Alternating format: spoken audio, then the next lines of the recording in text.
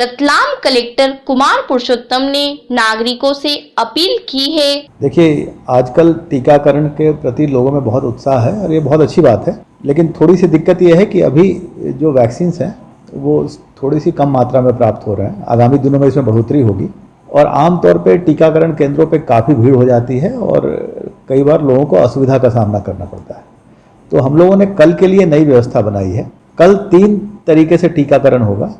पहला तो जो लोग 2 केंद्र ऐसे रखे गए हैं जहां लोग ऑनलाइन बुकिंग करके और अपनी स्लॉट बुकिंग कर सकते हैं। तो जिन लोगों की ऑनलाइन बुकिंग है वो वहां जाकर टीकाकरण करा सकते हैं और ऐसे सिर्फ 2 ही केंद्र हैं और वहां सिर्फ ऑनलाइन से ही टीकाकरण होगा। बड़ी संख्या में लोग सेकेंड डोज के लिए पेंडिंग हैं, तो हमने ऐसे कल 2000 से के करीब वैक्सीन सेकेंड डोज के लिए सुरक्षित रखी गई है। उनके सेंटर्स निर्धारित है, 6 या 7 सेंटर्स हैं। उसका प्रकाशन किया गया है और जनसंपर्क विभाग भी जारी करेगा। वहाँ पे कोई रोक नहीं है, कोई भी व्यक्ति जिसका सेकेंड डोज लंबित है वो जा सकता है। कहीं का व्यक्ति कहीं भी जा सकता है, लेकिन वो सेकेंड डोज के लिए ही होगा वो केंद्र। उनको अपने साथ आधार कार्ड लेके जाना होगा। इस बार हमने भीड़ को देखते हुए ये तय किया है कि एक वार्ड में जितने मतदान केंद्र आते हैं उन मतदान केंद्र, समस्त मतदान केंद्रों के लिए वार्ड वाइज हमने केंद्र बनाया है। ऐसे 13 केंद्र हैं, मतलब 13 वार्ड में कल इन 2 श्रेणियों के अलावा टीकाकरण होगा।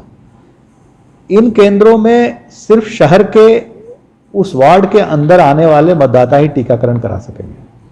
तो मेरा आप सबसे आग्रह है कि अगर उस वार्ड के आप वोटर हैं तो आप टीकाकरण केंद्र में जाइए, अपने साथ वोटर आईडी और आधार कार्ड दोनों लेके जाइए। वहाँ आपका सत्यापन होगा कि आप उस वार्ड के वोटर हैं, तो आपका टीकाकरण होगा। ग्रामीण क्षेत्रों के व्यक्तियों के लिए कल शहर में टीकाकरण नहीं होगा। हमने उनकी सुविधा के लिए जो नगर से लगे हुए गांव हैं वहाँ भी टीकाकरण प्लान किया है। तो एक तो ग्रामीणों को यहाँ आने की ज़रूरत नहीं है और उनके गांव में ही जो शहर से लगे हुए ऐसे 5-6 केंद्र हमने बनाए हैं जहाँ पे कल टीकाकरण की सुविधा है। ये सारी व्यवस्था इसलिए की गई है कि लोग थोड़ा आराम से आके वैक्सीनेशन कराएं, अनावश्यक भीड़ भाड़ लाइन में खड़े होने की स्थिति ना आए। और यही व्यवस्था आगे भी लागू रहेगी। अगले दौर में जब भी टीकाकरण कल के बाद जब भी होगा तो शेष वार्डों में ये काम होगा। और मैं ये आश्वस्त करना चाहता हूँ कि ये जब तक कि अंतिम व्यक्ति को टीका न लग जाए टीकाकरण चलता रहेगा। शासन का उद्देश्य यही है। कई लोग ये चिंता पाल रहे हैं कि हमारे 84 डेज हो गए, उनका डेटा हमारे पास है, हमें मालूम है कि किनको सेकेंड डोज लेना बाकी है। उस हिसाब से हम वैक्सीन की प्लानिंग कर रहे हैं, तो जल्दी ही उनका भी सेकेंड डोज लग जाएगा। आप सबसे आग्रह है कि नियत समय पे पहुंच के अपने दस्तावेज के साथ अपने वार्ड में पहुंचे जहां के आप वोटर हैं और आराम से टीकाकरण कराएं।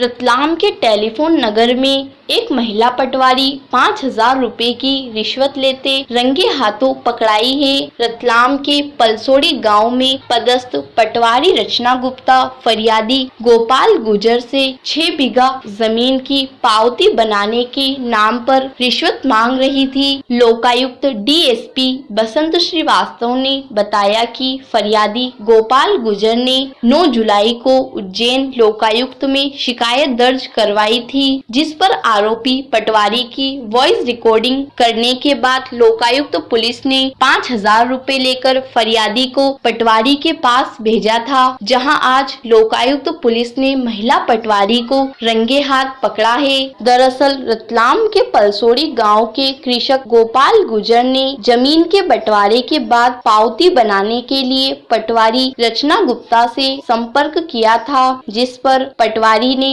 पावती बनाने के लिए 10,000 रुपए की मांग की थी, जिसमें से फरियादी 5,000 रुपए महिला पटवारी को दे चुका था। रिश्वत की आखिरी किस्त देने फरियादी को महिला पटवारी ने अपने घर बुलाया था, जहां रुपए लेते ही महिला पटवारी को लोकायुक्त की टीम ने पकड़ लिया। लोकायुक्त उज्जैन पुलिस ने महिला पटवारी को भ्रष्टाचार निरोधक अधिनियम के अंतर्गत गिरफ्तार कर कार्रवाई की है। मेरा नाम गोपाल गोपाल गुजर है।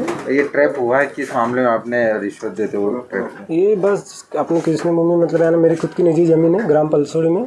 उस विषय में थोड़ा हमारा मतलब कोर्ट में प्रकरण भी चला था, तो उसके बाद कोर्ट के आदेश अनुसार सबको हमारे परिवार को यानी कि हिस्सापाती मेरे जो भी परिवार में यानी पापा बड़े पापा वगैरह जो भी रहते हैं सबका एक साथ में हिस्सापाती मतलब कोर्ट से हुआ था। तो कोर्ट ने आदेश दिया था, बोले कि इनको भी आदेश दिया था और सबको मतलब कि जो भी हो मौके पे जाके सबको एक नक्शा बना के दिया जाए ताकि भविष्य में फिर विवाद ना हो। और उसी समय दोनों पार्टी को अलग अलग 6 बीघा जमीन दे दी गई थी।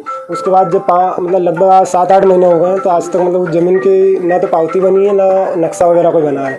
तो जब मैडम से मैं मिला हूँ तो मैडम का कहना है कि अगर आप 25-30 हज़ार या 15 हज़ार जो भी दे देते हो तो आपका काम जल्दी हो जाएगा, नहीं तो ऑलरेडी 8-9 महीने तो हो ही गए और भी हो जाएगा, वो टाइम लगा दूँगा आपके से। मैं ठीक है कोई दिक्कत नहीं। फिर इनसे बात हुई है, इन्होंने बुलाया तो मैंने 5,000 रुपये मेरे भैया के साथ पहुँचाया जो जिनका नाम सियाराम जी गुजर है, उनके साथ पहुँचाया। उसके बाद इन्होंने मेरे को आज मिलने के लिए बुलाया पेमेंट लेके आ जाना, आपका काम कर देंगे। और ये बोल रहे हैं कि इनको आदेश नहीं मिला, इनको सारी चीज़ें मिली, ये मौके पे आए। रुपये आज आप लेके आए? मैं 5,000 रुपये आज लेके आया, इन्होंने हाथ में नहीं लिए, वहाँ पेमेंट रखवाया, इन्होंने खुद ने बुलाया यहाँ पे। इनका कोई मैंने घर भी नहीं देख रखा था, पूरी लोकेशन इन्होंने दी, यहाँ आ जाइए। फिर हम उसके बाद यहाँ आए और आप इसके बाद मैंने इनसे पूछ लिया। इसके पहले भी दिए हैं? हाँ दिए ना, उसके पहले भी हमने 2-3 बार इनको पेमेंट दिया हमने। कितना दे? लगभग इन्होंने 30-40 हज़ार रुपये हमारे से ले। किस बात के लिए? ये बस ज़मीनों की नपती सीमांकरण के लिए, जबकि ये तो शासकीय काम है, बिल्कुल इनके आदेश मतलब इनके नियम में ये काम रहता है कि बिल्कुल के काम के लिए 30-40 हज़ार? हाँ बिल्कुल मेरे काम के लिए लिए हैं। और मेरे पास पूरी जो मैंने सीमांकरण के लिए आदेश करवाए तो वो भी पड़े हुए हैं, कागज़ भी सारे मैंने पेश करे हैं। वो सीमांकरण भी नहीं करा, इन्होंने ऑलरेडी पैसे भी ले लिए और काम भी नहीं करा था।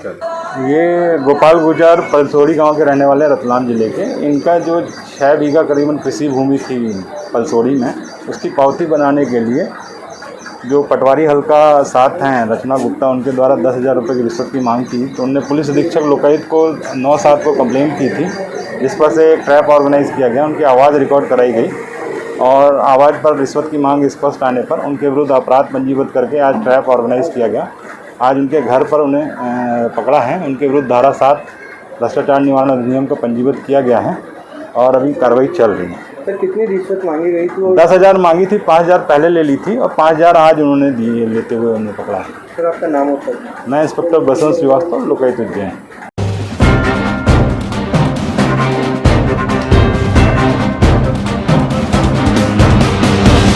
दिल्ली से बेंगलुरु जा रहे ट्राले का टायर फटने से ट्राले ने खोया नियंत्रण। सामने से आ रही एक पिकअप को टक्कर मारते हुए ट्रैक्टर जा घुसा। हादसे में 3 की मौत व 4 लोग घायल, जिसमें से एक की हालत गंभीर बताई गई। कहते हैं वक्त कहकर नहीं आता, यह कहावत उस वक्त चरितार्थ हो गई जब खेत खेत पर दवाई छिड़कने जा रहे लोगों को अनियंत्रित ट्राले ने एक ट्रैक्टर व पिकअप वाहन को टक्कर मार दी। टक्कर में 3 लोगों की मौके पर ही मौत हो गई, वहीं 4 अन्य लोग घायल हो गए, जिसमें एक की हालत गंभीर बताई जा रही है। घटना सालाखेड़ी चौकी क्षेत्र स्थित मालवा ढाबे के समीप घटित हुई। जानकारी अनुसार दिल्ली से बेंगलोर जा रहे ट्राले का टायर फट जाने के कारण वह अनियंत्रित हो गया और सामने से आ रहे एक पिकअप वाहन को टक्कर मारते हुए ट्रैक्टर को जोरदार टक्कर मार दी। टक्कर इतनी खतरनाक हुई कि ट्रैक्टर ट्राले में ही फंस गया। दरअसल 4 लाइन का मेंटेनेंस कार्य चल रहा था, जिससे कि 4 लाइन की एक साइड बंद करके एक ओर से ही वाहन आ जा रहे थे। वहीं ट्राला दिल्ली से बेंगलोर जा रहा था। पिकअप वाहन गेहूं भरकर महाराष्ट्र की ओर जा रहा था। साथ ही ट्रैक्टर पर 3 लोग सवार होकर रईस भाई के खेत में दवाई छिड़कने जा रहे थे। उसी दरमियान हादसा घटित हो गया। हादसे की जानकारी मिलने पर सालाखेड़ी चौकी प्रभारी के साथ ही सीएसपी हेमंत चौहान भी मौके पर पहुंच गए थे।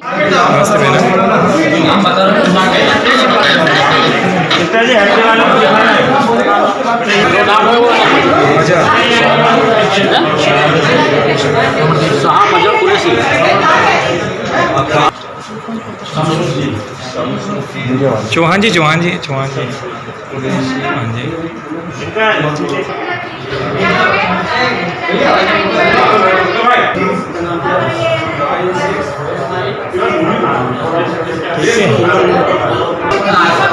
क्या हुआ था यार दोस्त, कैसे हुआ था हादसा? सर मैं गाड़ी में सो रहा था। मैं गाँव बॉर्डर से नाइट में गाड़ी चलाई थी मैंने। जब मेरा गाड़ी चला रहा था, अचानक सोने के बाद मुझे ये पता चला कि बहुत भयानक, मतलब एक ऐसा अचंभा सा हुआ कि होश में नहीं था। बाद में गाड़ी ने पलटी खाई, उसके बाद मैं बाहर आके खुद ही गिर गया। फिर मैं गर्म घाव में इसको मैंने निकाला, स्टीयरिंग में मेरा भाई फंस गया था। क्या नाम है इसका? इसका आपके भाई का? मोहम्मद तालिब। आप लोग कहाँ से आ रहे थे, कहाँ जा रहे थे? मेरा नाम मोहम्मद अतहर है, रहने वाले हम उत्तर प्रदेश, डिस्ट्रिक्ट अमरोहा। हम दिल्ली से बेंगलोर के लिए निकले थे। क्या था सामान आपके पास? यस, क्या सामान था? डाक पार्सल TSI एक्सप्रेस कंपनी गाड़ी। अच्छा, 10 चक्का कंटेनर। अच्छा, कंटेनर था? यस। कोई बात नहीं, तसल्ली रखो। सर प्लीज़ आप इनसे मेरी एक हेल्प कर दो। क्या नाम है तुम्हारा? कन्हैयालाल, कहाँ रहते हो? कोटली में। कैसे हुआ हादसा? ये पीछे से टक्कर ट्राले ने मारी। कहाँ से आ रहा था ट्राला? ट्राला पीछे से आ रहा था। नहीं, आप लोग कहाँ जा रहे हम थे? दवाई छींटने जा रहे थे रईस भाई के खेत पे। अच्छा, हाँ। तो कितने लोग हादसे में वो हुए हैं? सभी हो गए, ट्राले वाले, पिकअप वाले, ट्रैक्टर वाले, तीनों में। तीनों हो गए? कितने लोगों की मौत हुई इसमें? इसमें 3 लोगों की मौत हो गई। और एक घायल है? हाँ, घायल तो 3-4 है। 3-4 घायल? हाँ। क्या नाम है आपका? कन्हैयालाल, कहाँ रहते हो? कोटली। आपके लोग कितने हैं जो मृत हुए हैं? 1। क्या नाम है उनका? प्रहलाद। सर, किस तरह का जो है हादसा हुआ है, कितने लोगों की कैजुअलिटी है? ये अभी महू नीमच रोड की एक लेन का कार्य चल रहा है। इस कारण एक ही लेन पर वाहन चल रहे थे, उसमें एक कंटेनर है उसकी और पिकअप की आपस में भिड़ंत हुई है। उसमें एक ट्रैक्टर जो साइड में खेत में जा रहा था दवाई छींटने, उसको भी चपेट में लिया है। इसमें 3 लोगों की मौके पर डेथ हो गई है और 6 लोग घायल हैं, जिनका जिला चिकित्सालय में उपचार चल रहा है।